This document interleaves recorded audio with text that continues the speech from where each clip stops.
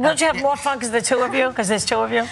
Yeah. We also had a lot of our friends there. You're talking about the show, the two of us? It's just that you're working together all the time, so you always have each other. We do, and you know, but it's also like, I mean, we live together, we eat together, we school together, we do work together, so it's like... Well, something to prepare you for marriage. Yeah.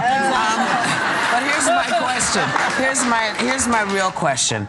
How do you guys, you've seen all the craziness that happens with teenagers who are in the situations that you're in, they're doing really well, they have great shows. Who keeps you grounded? What keeps you grounded? Well, you know, we started, basically, our mom put us in the business when we were really, really, really little.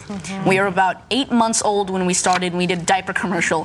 And then from then to 5 years old, we did Grace Under Fire. Yes. And then from that, we went to do Big Daddy. Which one was that? Do you know which one of you was I have that was me. no clue. That's Are you Cole. sure? Wait, Yeah.